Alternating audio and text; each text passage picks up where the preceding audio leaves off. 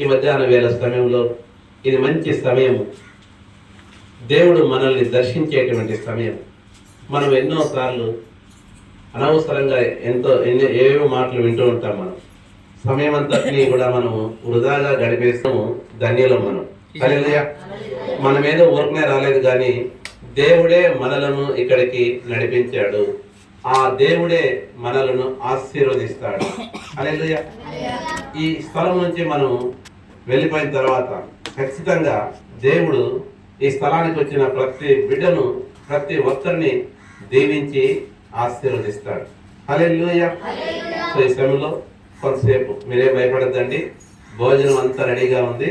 అయిపోయిన వెంటనే మంచి వేడి వేడి భోజనము అందరూ కూడా, నేను మీతో, మీరు మాతో అందరం కలిసి భోజనం చేద్దాం. హల్లెలూయా. ఈ సమయంలో మన మధ్యలో దేవుని సేవకురాలు ఉన్నారు. మరి పాస్టర్ గారు కొంతసేపు దేవుని యొక్క వాక్యాన్ని మనతో పంచుకుంటారు. హల్లెలూయా. దేవునికి స్తోత్రం కలుగును గాక. చేరొచ్చిన మీ అందరికీ ప్రత్యేకమైన వందనాలు. ఈ సమయంలో ఈ యొక్క క్రిస్మస్ సందర్భంగా కొన్ని మాటలు ధ్యానించుకుందాము. లూకా సువార్త 2వ అధ్యాయము 10వ వచనం నుంచి 14వ వచనం వరకు చదవగలరా? చదవండి గట్టిగా.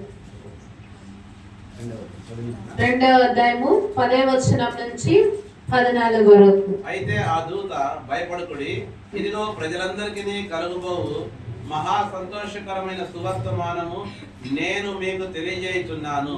దావీదు పట్టణమందు నేడు రక్షకుడు మీ కొరకు పుట్టి ఉన్నాడు. ఈయన ప్రభు అయిన క్రీస్తు. దానికి ఇదే మీ కానవాళ్ళు. ఒక శిశువు పొత్తిగుడ్డలతో చుట్టబడి ఒక తొట్టిలో పండుకొని ఉండుట మీరు చూచెదరు అని వారితో చెప్పెను.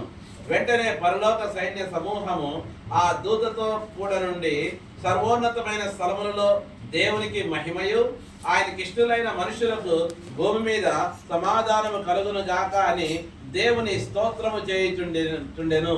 హల్లెలూయా. ఇక్కడ దేవుడు అంటే యేసయ్య పుట్టిన, అంటే యేసయ్య జన్మించిన యొక్క సందేశం ఇక్కడ ఉన్నదన్నమాట.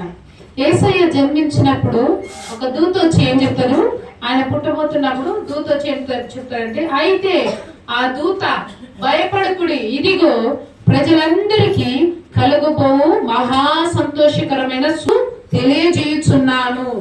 ఇక్కడ దేవుడు ఏం అంటే ఇక్కడ దేవుని దూత ఏం చెప్తుందంటే, ప్రజలందరికీ కలుగబోవు మహా సంతోషకరమైన వార్త అంట, సంతోషకరమైన శుభవార్త అంట.